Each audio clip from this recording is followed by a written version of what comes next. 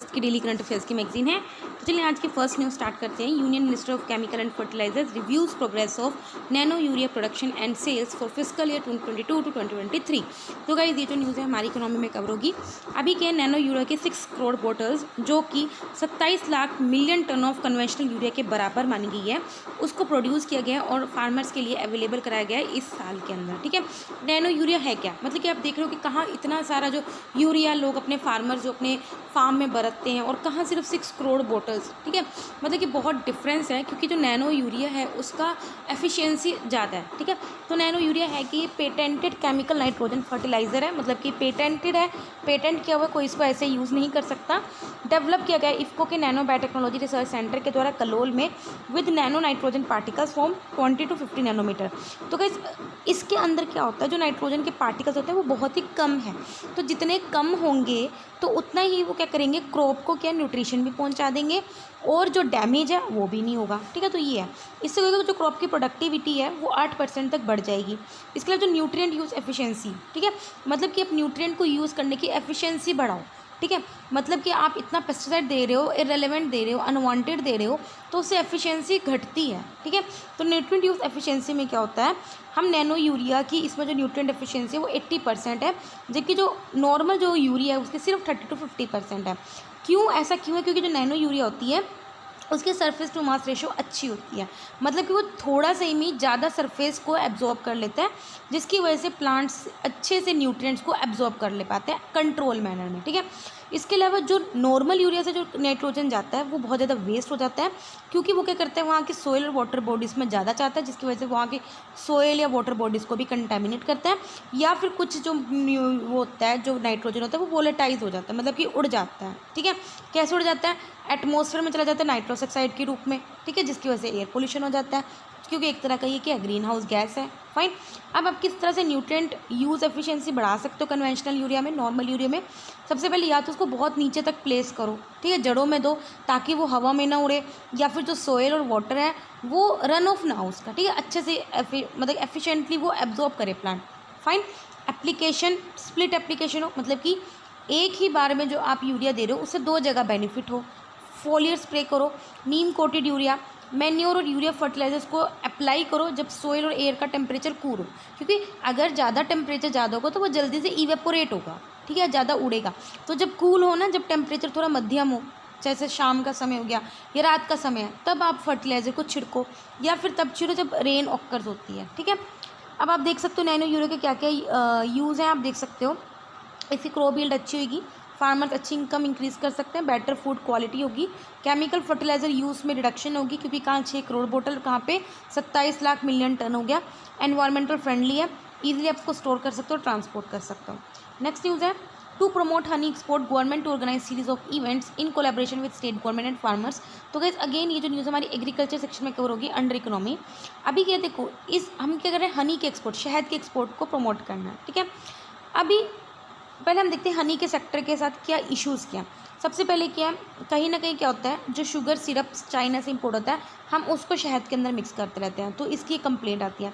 दूसरी क्या है, एनएमआर टेस्ट होता है, उसकी कॉस्ट बहुत ज़्यादा है। देखो एनएमआर टेस्ट क्या होता है, एक टेस्टिंग का मैकेनिज्म होता है जिससे हम ये देखते हैं कि उसकी प्योरिटी कितनी है, और ये टेस्ट मैकेनिज्म ही बहुत ज़्यादा कॉस्टली होता है। एनएमआर टेस्ट एक एडवांस ऑर्डर टेस्टिंग पैरामीटर होता है जिसमें क्वालिटी स्कैन करते हैं और ये देखते हैं कि कुछ इसमें मिक्सिंग तो नहीं की है, अडल्ट्रेशन तो नहीं है, उसकी ऑथेंटिसिटी चेक करते हैं। इनएडिक्वेट, इसके अलावा क्या, तीसरा क्या, एक्सपोर्ट में बहुत ज़्यादा एक्सेंटिव्स लगते हैं, फ्रीट कॉस्ट बहुत है, ट्रांसपोर्टेशन कॉस्ट जाता है, और कंटेनर जिसमें हनी पैक होके आता है उसकी अवेलेबिलिटी भी कम है, जिसकी वजह से जो हनी का एक्सपोर्ट सीज़न है वो बहुत ज़्यादा बढ़ जाता है। ठीक है, अब हम ज़रा देखते हैं कि क्या हो रहा है इस इवेंट से। क्या होगा, अगर हम हनी शहद के एक्सपोर्ट को प्रमोट करते हैं तो कुछ इवेंट्स गवर्नमेंट ऑर्गेनाइज करेगी, तो इससे क्या होगा, इस इवेंट से क्या होगा, हम शहद के जो एक्सपोर्ट पोटेंशियल को जान सकते हैं और स्वीट रिवोल्यूशन लेके आएंगे। इसके अंदर हम क्या करेंगे, जो बी कीपिंग की ज़्यादा मधुमक्खियों को पालो उसको प्रमोट करेंगे और उससे रिलेटेड एक्टिविटीज़ को एंड इंश्योर करेंगे क्वालिटी प्रोडक्शन करें हम, और कंट्रीज़ में भी हम अपना जो प्रोडक्ट है ज़्यादा से ज़्यादा डिलीवर करें। हनी के नेचुरल इम्यूनिटी बूस्टर होता है, इसकी कंजप्शन बहुत ज़्यादा बढ़ गई थी कोविड-19 के ड्यूरिंग। 2020 में इंडिया का रैंक 8th है और वर्ल्ड में इंडिया का रैंक 9th है। हनी प्रोड्यूसिंग ग्लोबली इंडिया का रैंक 8th है हनी प्रोड्यूसिंग में, और एक्सपोर्टिंग में रैंक 9 है। ठीक है, 50% जो हनी होता है वो इंडिया में कंज्यूम किया जाता है डोमेस्टिकली, जबकि बाकी जो 50% वो हम एक्सपोर्ट कर देते हैं। मेजर एरियाज कौन कौन से इंडिया में जो हनी को प्रोड्यूस करते हैं? नॉर्थ ईस्ट रीजन और महाराष्ट्र। एक्सपोर्ट जहाँ कहाँ करते हैं हम? Specially USA, UAE and Saudi Arabia. Initiatives क्या लिए गए? ऑलरेडी हम national bee keeping and honey mission है जो स्कीम लेके गई हुई है ministry of agriculture and farmers welfare के द्वारा। हनी मिशन प्रोग्राम है Khadi and village industry commission के द्वारा। A scheme of fund for regeneration of traditional industries है और ये मिनिस्ट्री ऑफ एमएसएमई के द्वारा है। मधु क्रांति जो कि सीड रेवोल्यूशन पोर्टल भी लेके आया था, जिसके अंदर यही है कि आप क्या कर सकते हो, अगर हनी का सोर्स देखना है तो आप ऑनलाइन रजिस्टर कर सकते हो, उनको ट्रेस कर सकते हो। And other bee product, bee से रिलेटेड मधुमक्खी की जितनी प्रोडक्ट्स हैं अगर आप उनको ट्रैक कर सकते हो इस पोर्टल के थ्रू। फाइन। नेक्स्ट न्यूज़ है ministry of social justice and empowerment launches the smile 75 initiative. तो गाइस ये जो हमारी न्यूज़ है सोशल इश्यूज़ में कवर होगी। देखो गाइस स्माइल स्कीम है क्या? सेंट्रल सेक्टर स्कीम है, 100% सेंटर के द्वारा फंडेड है। इसको इसलिए डिज़ाइन किया गया ताकि जो ट्रांसजेंडर कम्युनिटी है उनको हम वेलफेयर प्रोवाइड कर सकें, या फिर जो भी लोग गलत जगह एंगेज है तो उनको रिहेबिलिटेट कर सकें, और या फिर जो लोग जैसे भिखारी वाला काम कर रहे हैं, बेगिंग कर रहे हैं, तो उनको रिहेबिलिटेट कर सकें। और इसको इम्प्लीमेंट किया रहा है 5 साल के लिए, 2021-22 से लेकर 2025-26 तक। यूनियन गवर्नमेंट ने भी 75 म्यूनिसिपल कॉर्पोरेशन को आइडेंटिफाई किया है जहाँ पे जो ट्रांसजेंडर पर्सन हैं जो भी एक्ट ऑफ बेगिंग में एंगेज्ड है उनको हम रिहेबिलिटेट करेंगे अंडर दिस स्माइल प्रोग्राम। और स्माइल की फुल फॉर्म क्या है? Support for marginalise individual for livelihood and enterprise, जिसको स्माइल 75 इनिशिएटिव लिया। 75 क्यों लिखा है? क्योंकि हम 75 म्यूनिसिपल कॉर्पोरेशन को आइडेंटिफाई किया है और उसे में भी हम इम्प्लीमेंट करेंगे। इसके अंदर 2 सब स्कीम्स भी हैं। फाइन। एक है central sector scheme for comprehensive rehabilitation of welfare of transgender person. Fine. और दूसरी है comprehensive rehabilitation of person engage in the act of begging. सबसे पहले हम करते हैं वेलफेयर है, दूसरा है एक्ट ऑफ बेगिंग से उनको रिहेबिलिट करना। पहले हम क्या कर रहे हैं, जो ट्रांसजेंडर स्टूडेंट जो बच्चे 9th में हैं और पोस्ट ग्रेजुएशन तक पढ़ेंगे उनको हम स्कॉलरशिप प्रोवाइड करेंगे। इसके अलावा हम क्या करेंगे, हर एक स्टेट में ट्रांसजेंडर प्रोटेक्शन सेटअप करेंगे ताकि हम उनके अगेंस्ट जो ऑफेंसेस होते हैं उनको मॉनिटर कर सकें। मेडिकल हेल्थ पैकेज को एक बनाएंगे जिसके अंदर हम क्या करेंगे, उनकी जो भी जेंडर रीअफर्मेशन सर्जरीज हो सकें तो उनके लिए हम सपोर्ट करेंगे। ट्रांसजेंडर है मतलब कि उनका कोई जेंडर नहीं है, तो अगर वो एक पर्टिकुलर एक जेंडर में जाना चाहते हैं, मैन या वुमेन, तो उसके लिए अगर वो सर्जरी कराना चाहते हैं और उसके लिए जो उनको फाइनेंशियल सपोर्ट चाहिए तो वो यहाँ से ले सकते हैं। Fine. Skill development livelihood under PM दक्ष योजना के अंदर किए जाएंगे। इसके अलावा इनको गरिमा गृह के अंदर इनको हाउसिंग फैसिलिटी देंगे, उनको हम हर एक तरह की food, clothing, recreational facility, skill development provide करेंगे। कुछ इनको सर्विस भी दी जाएगी, that is national portal helpline and advertisement. दूसरा है एक्ट ऑफ बेगिंग में जो लोग कवर हैं उसमें हम फोकस करेंगे किस तरह से हम उनको सर्वे करेंगे, आइडेंटिफाई करेंगे, मोबिलाइज करेंगे, उनको शेल्टर होम प्रोवाइड करेंगे और उनको अच्छे से रीसेटल करेंगे। कहाँ रीसेटल करना है, ठीक है। अब कौन कहाँ पे बेगिंग करे तो पहले सर्वे तो करोगे ना, तो उसको आइडेंटिफाई करोगे फिर काम करोगे। नेक्स्ट न्यूज़ है centre notifies India's 31st elephant reserve in Tamil Nadu on world elephant day. तो कहीं ये जो न्यूज़ एनवायरमेंट में कवर होगी। न्यू रिजर्व को नोटिफाई किया गया है एज अगस्तमलाई एलिफेंट रिजर्व, जो कितने एरिया में किया हुआ है, 1197 स्क्वायर किलोमीटर कन्याकुमारी में है, तमिलनाडु में, ठीक है। एलिफेंट्स के इंडिया के जो एलिफेंट्स होते हैं वो सेंट्रल और साउथर्न वेस्टर्न घाट में ज़्यादा पाए जाते हैं, north east India, eastern India या फिर नॉर्दर्न इंडिया, कुछ साउथर्न पेनिनसुला इंडिया में भी पाए जाएंगे। इन जो एलिफेंट्स है वो शेड्यूल 1 में इंक्लूड है वाइल्ड लाइफ प्रोटेक्शन एक्ट के अंदर, और अपेंडिक्स 1 में है साइट्स के अंदर। IUCN स्टेटस इसका एंडेंजर्ड है, वेरी इंपॉर्टेंट है ये सारा। जो लास्ट काउंट 2017 में होता है उसमें देखा गया था इंडिया में 29,964 एलिफेंट्स है। कर्नाटका में सबसे ज़्यादा एलिफेंट्स है 6,049, और असम में है 5,719 और केरला में 3,054। तो ये रैंकिंग भी आपको याद रखनी है। थ्रेट्स किया उनके सर्वाइवल को, मैन एलिफेंट कॉन्फ्लिक्ट बहुत देखने को मिला, उनका हैबिटेट लॉस हो रहा है, उनकी पोचिंग हो रही है क्योंकि कुछ हम प्रोडक्ट्स बनाते हैं, पॉपुलेशन इनका कम होती है। इनिशिएटिव क्या लिए गए उनको प्रोटेक्ट करने के लिए, प्रोजेक्ट एलिफेंट स्टार्ट किया था 1992 में। इसके अंदर गवर्नमेंट क्या करती है, टेक्निकल और फाइनेंशियल सपोर्ट देती है स्टेट्स को ताकि हम एलिफेंट्स को सेव कर सके। एलिफेंट रिजर्व डेवलप कर रहे हैं ताकि मैन और एनिमल कन्फ्लिक्ट ना हो। इसके अलावा जहाँ पे भी इलीगल किलिंग होती है एलिफेंट्स की उनको मॉनिटर किया जाता है under the programme of MIKE. International effort है जिसके अंदर हम कंजर्व करते हैं एलिफेंट्स को एशिया और अफ्रीका में। वर्ल्ड एलिफेंट डे कब होता है, 12 अगस्त को, ताकि हम इसमें क्यों बनाते हैं, to raise awareness about preservation and protection of the world's elephants. Fine. Next news है India urges the exercise of restraint avoidance of unilateral action to change the status quo of Taiwan. तो guys ये जो news है international relations में cover होगी। देखो अभी क्या चाइना बहुत ज़्यादा एग्रेशन कर रहा है ताइवान को, क्योंकि देखो चाइना मानता है ताइवान मेरा पार्ट है, ताइवान कहता है मैं इंडिपेंडेंट, ठीक है। तो इंडिया ने बोला है कि हम एक रीस्ट्रेंट की एक्सरसाइज लगानी चाहिए, मतलब कि जहाँ पे एक कंट्री एक्शन कर रही है कि नहीं वो मेरी है तो उसको अवॉइड करना चाहिए, ठीक है। हमें ऐसे काम करना चाहिए, डिप्लोमेटिक मैनर में काम करो, बातचीत करो। हमें क्या करना चाहिए, जो भी टेंशन हो रही हैं दो कंट्री में उनको कम करना चाहिए और हमें पीस और स्टेबिलिटी मेंटेन करनी चाहिए। डी एस्केलेशन मतलब कि डिक्रीज़ करना चाहिए। फाइन, ये एक पॉलिसी चेंज होती है क्योंकि ये इंडिया की खुद की प्रैक्टिस है, किस तरह से आप अपने जो पड़ोसी देश है उसके साथ सिक्योरिटी भी बना सकते हो। फाइन, तो इस तरह से बातचीत है। इसके अलावा ये इंडिकेट करता है कि इंडिया ताइवान को does not consider Taiwan as China's internal matter. ठीक है, अगर इसका मतलब अगर इंडिया ने ये बोला है तो इसका ये समझ हो सकता है कि इसका मतलब चाइना के इंटरनल मैटर में इंडिया ताइवान को काउंट नहीं करता है। मतलब इंडिया खुद भी कहीं ना कहीं ताइवान को एक इंडिपेंडेंट कंट्री कंसीडर करता है। इंडिया का कंसर्न किया चाइना और ताइवान कन्फ्लिक्ट में, इनको पता है कि चाइना और ताइवान में कुछ भी कन्फ्लिक्ट होता है तो उससे इंडो और पैसिफिक स्ट्रेटेजिक डायनामिक्स में टेंशन होएगी। ठीक है, इंडिया के जो मिलिट्री इंटरेस्ट हैं, गोल्स हैं, चाहे चाइना के साथ हो चाहे ताइवान के साथ, वो भी ये दिक्कत आएगी। फाइन, इसके अलावा एक्सपर्ट देख रहे हैं कि चाइना की जो एक्टिविटीज़ हैं LAC line of actual control के द्वारा और इसके जो मिलिट्री ऑपरेशन ताइवान स्टेट में उसमें काफ़ी ज़्यादा सेम देखने को मिली। मतलब जिस तरह से चाइना इंडिया के साथ मतलब कि हरकतें कर रहा था, उसी वही हरकत उसकी सेम है जो ताइवान के साथ कर रहा है। चाइना और अपना इंफ्रास्ट्रक्चर कंटिन्यू बिल्ड कर रहा है along the line of actual control ताकि खुद को और ताकतवर बना सके। ये कंसीडर किया जा रहा है कि चाइना क्या कर रहा है, कहीं ना कहीं अगर वो ऐसा करेगा तो औरों की जो कंट्रीज़ की सॉवरेनिटी है उसको कहीं ना कहीं वो वायलेट कर रहा है। इंडिया की क्या पॉलिसी है ताइवान पे? इंडिया वन चाइना पॉलिसी को फॉलो करता है 1949 से। हाउएवर उसकी ताइवान के साथ अभी तक कोई फॉर्मल रिलेशंस नहीं है। वन चाइना पॉलिसी का मतलब ये है कि चाइना एक ही है और वो सेपरेट चाइना स्टेट्स को कंसीडर नहीं करता है, इंडिया भी नहीं कंसीडर करता है। फाइन, वन चाइना पॉलिसी के साथ इंडिया बिल्कुल अडहर है, पूरा उसको जोड़ के रखा है टिल 2008। लेकिन इंडिया ने कभी भी ये भी नहीं बोला कि ताइवान पार्ट है चाइना का। ठीक है, तो इंडिया भी कहीं ना कहीं दो बातें कर रहा है। 2010 से इंडिया ने वन चाइना पॉलिसी को मेंशन करना बंद कर दिया और चाइना को बोला है कि वन इंडिया पॉलिसी को अपहोल्ड करो। इंडिया ने भी डबल टैक्सेशन अवॉइडेंस एग्रीमेंट किया हुआ है और बायलैटरल इन्वेस्टमेंट ट्रीटी भी की हुई है ताइवान के साथ। फाइन, अब हम पढ़ते हैं छोटे छोटे न्यूज़ पे।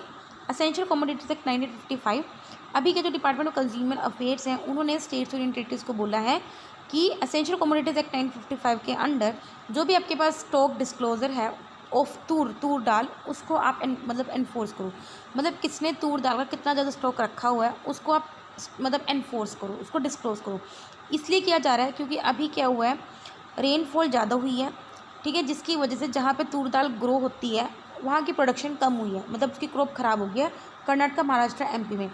इसलिए ताकि तूर दाल की शॉर्टेज ना हो, ठीक है, या लोग जमाखोरी ना करें, इसको प्रिवेंट करने के लिए बोला है। असेंशियल कमोडिटी एक्ट क्या बोलता है? ये एक्ट इसलिए आया था, पब्लिक इंटरेस्ट में आया था ताकि हम किसी भी कमोडिटी की प्रोडक्शन, सप्लाई, डिस्ट्रीब्यूशन को कंट्रोल कर सके, प्रोलिफ्रेशन ना हो।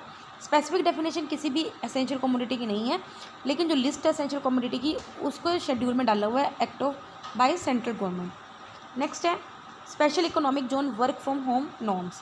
अभी क्या डिपार्टमेंट ऑफ कॉमर्स ने न्यू रूल को नोटिफाई किया है 43A for work from home in special economic zone rules 4006।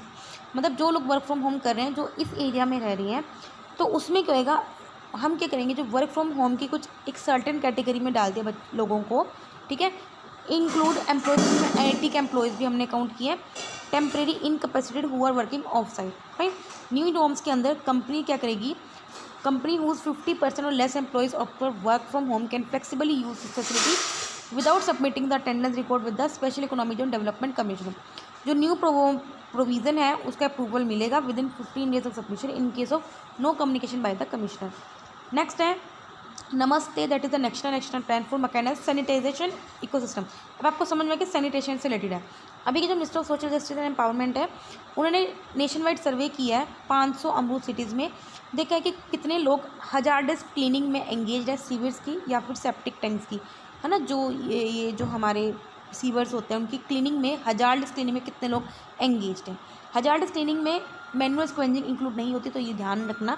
Manual scavenging का मतलब क्या होता है, जहाँ पे आप एक्सक्रीटा ऑफ ह्यूमन को साफ़ करते हो बाय योर हैंड्स। ठीक है, ये अभी भी कंट्री में हम नहीं होती है। ठीक है, नमस्ते स्कीम लॉन्च की गई थी department of drinking water and sanitation के द्वारा, जो कि मिनिस्ट्री ऑफ हाउसिंग अफेयर्स के अंदर है। ठीक है, और मिनिस्ट्री ऑफ सोशल जस्टिस के द्वारा, सो दैट हम 100% मैकेनाइजेशन प्रमोट कर सकें of cleaning of sewage, septic tanks and desilting of drains. Next है marginal cost of funding based lending rate. RBI का पेपर है जिसमें ये बोला है कि जो न्यू ये जो रेट होगा वो ज़्यादा इफेक्टिव होगा देन जो पहले का बेस रेट मेथड था। अब देखो marginal cost of funding based lending होता क्या है, इसका मतलब क्या होता है, सपोज करो अगर बैंक का अगर आप लोन ले रहे हो, बैंक का जो इंटरेस्ट रेट है आपको 7% पे दे रहा है, लेकिन सबसे कम वो सपोज करो 4% पे दे सकता है। तो मिनिमम इंटरेस्ट रेट होता है जिसमें बैंक उससे कम तो इंटरेस्ट रेट में आपको दे ही नहीं सकता। अगर आपने जितना मर्जी जोड़ लगा लिया है कि बोला कि नहीं और कम में दे दो, तो एक मिनिमम इंटरेस्ट रेट है जो इसके नीचे बैंक आपको लोन नहीं दे सकता, एक्सेप्ट इन सम केसेस जो आरबीआई के द्वारा अलाउ है। एक इंटरनल बेंचमार्क होता है उस पर्टिकुलर बैंक का। मार्जिनल कॉस्ट वेरियस फैक्टर पे डिपेंड करती है, उस डिपॉजिट का इंटरेस्ट रेट पे, बोरिंग और रिटर्न ऑन नेटवर्क, ठीक है। इसलिए जो एमसीएलआर है वो मार्जिनल कॉस्ट ऑफ फंड के द्वारा डिटरमाइन करती है, specially by deposit and the repo rates. Next है no GST on residential premises. तो ये ध्यान रखो, गवर्नमेंट ने क्या बोला है, has dismissed certain claim that there is an 18% GST on house rent paid by tenants. मतलब कि अगर आप किराए के घर पे रहते हो तो आपको रेंट पे जीएसटी नहीं देने 18%, ठीक है। गवर्नमेंट ने क्लैरिफाई कि कोई भी जीएसटी एप्लीकेबल नहीं होगा अगर आप कोई प्राइवेट पर्सन रेंट दे रहा है फॉर पर्सनल यूज़, प्रोटेड और पार्टनर फॉर्म, ठीक है। जीएसटी सिर्फ उन्हीं पे होएगा जहाँ पे residential unit is rented out to business and, हाँ अगर आपने बिजनेस पर्पज से दिया है कोई हाउस तब जीएसटी लगेगा, लेकिन अगर आप रहने के लिए दे रहे हो, ठीक है, तो नहीं लगेगा। नेक्स्ट है आयुष ग्रिड प्रोजेक्ट। अभी के जो मेमोरेंडम ऑफ अंडरस्टैंडिंग साइन हुआ मिनिस्ट्री ऑफ आयुष और मिनिस्ट्री ऑफ इलेक्ट्रॉनिक्स में, जिसके अंदर क्या करेगा, मिनिस्ट्री ऑफ आयुष को जो मिनिस्ट्री ऑफ इलेक्ट्रॉनिक्स है वो टेक्निकल सपोर्ट प्रोवाइड करेगी सो दैट हम आयुष सेक्टर को डिजिटाइजेशन कर सके अंडर आयुष किट प्रोजेक्ट 3 साल के लिए। आयुष किट है क्या, सेंट्रल आईटी प्लेटफॉर्म है जो मल्टीपल आईटी सर्विसेज प्रोवाइड करेगी मेडिसिन की under AYUSH, that is Ayurvedic, yoga, naturopathy, Unani, Siddha, सोवारिप and homeopathy. AYUSH kit initiative के कंपोनेंट्स क्या हैं, आयुष सेक्टर के हर एक चीज़ को कवर करेगी, हेल्थ सर्विसेज को, एजुकेशन को, आयुष रिसर्च, सेंट्रल सेक्टर, कुछ और जो जितनी भी स्कीम्स हैं चाहे सेंट्रल के द्वारा या सेंट्रल स्पॉन्सर्ड हो, ट्रेनिंग प्रोग्राम्स हो, citizen centre service, drug licensing बनना और मीडिया आउटरीच। नेक्स्ट है Indian cyber crime coordination centre, cyber प्रवाह जो कि क्वार्टरली न्यूज़ लेटर होता है, मतलब हर 3 महीने बाद आता है। इसको रिलीज़ किया मिनिस्ट्री ऑफ होम अफेयर्स ने, जिन्होंने कुछ इनिशिएटिव्स जो I4C ने लिए गए हैं और स्टेट्स ने वो इंक्लूड किए हैं along with cyber crime trends and statistics. Indian cyber crime coordination centre setup हुआ था मिनिस्ट्री ऑफ होम अफेयर्स के द्वारा 2018 में, जिसके अंदर कंट्री में जो भी साइबर क्राइम होता है उसको डील करती है कोऑर्डिनेटेड और कॉम्प्रिहेंसिव मैनर में। ये मास अवेयरनेस स्प्रेड कर रही है through various social media platform, जिसे साइबर दोस्त बोलते हैं, by providing cyber safety tips. Next है उदारा शक्ति है बायलिटरल एयर एक्सरसाइज इंडिया और मलेशिया के बीच में, कहाँ पे हुई है, रॉयल मलेशियन एयरफोर्स कुंतान में। नेक्स्ट है छुआर अपराइजिंग, ये बहुत पहले का पीजेंट रिबेलियन है, इसको रिवोल्ट ऑफ जंगल महल भी बोलते हैं। ये साउथ वेस्टर्न बंगाल और अभी झारखंड के एरिया में हुआ है, जो अभी झारखंड का एरिया बन चुका है, ठीक है। सिंगल इवेंट नहीं है लेकिन इसमें बहुत सारे प्लेंटी ऑफ इवेंट्स हुए थे इसी के अंदर बिटवीन 1771 टू 1809, ठीक है। इसका कोज क्या था, ये against the land revenue policy था ब्रिटिश की, ठीक है, जब मतलब बहुत ज़्यादा रेवेन्यू लेते थे लोगों से लैंड का, उससे लेना। नेक्स्ट है संबलपुर रिवोल्ट, ओडिशा ही पढ़ा होगा अगर आपने पढ़ा हुआ है अगर तो मॉडर्न इंडिया को, उसमें स्पेशली पीजेंट और ट्राइबल रिवोल्ट बिगिन हुआ था आफ्टर द डेथ ऑफ महाराजा सही इन 1827। सुरंदा साई को एक लेजिटिमेट सक्सेसर मानते थे to the throne, however the British government installed Maharaja widow to the throne. Fine, मतलब कि माना जाता था जब उनकी जो डेथ हुई थी महाराजा की तो उसके बाद उनका एक लेजिटिमेट जो सक्सेसर था वो सुरेंद्र साई होना चाहिए था, लेकिन गवर्नमेंट ने क्या किया था, जो महाराजा की विडो थी, उनकी धर्मपत्नी थी, उनको उसमें बैठा देता। उसके अलावा ब्रिटिश गवर्नमेंट ने क्या किया था, संबलपुर पे कब्जा कर लिया था 1949 में under the doctrine of lapse, ठीक है। डॉक्ट्राइन ऑफ लैप्स के अंदर क्या था, गवर्नमेंट की पॉलिसी थी कि अगर किसी का बच्चा नहीं है, लड़का नहीं है, तो वो प्रॉपर्टी उसके हाथ से चली गई, ठीक है। सुरेंद्र राय ने फिर रिवोल्ट किया था अगेंस्ट दिस पावर 1940 तक when he was put behind the bar. 1857 revolt में उसको प्रिजन से बाहर निकाल दिया गया था बाय रिबल्स पर। अगेन सुरेंद्र साई ने इस रिवोल्ट को लीड किया था against the British regime till he surrender it 1862। Fine, 13 अगस्त की डेली कंटिन्यूस कंप्लीट हो गई है। वीडियो अच्छा लगे तो लाइक करना, कोई डाउट तो कमेंट करना। तब तक ले बाय बाय, टाटा।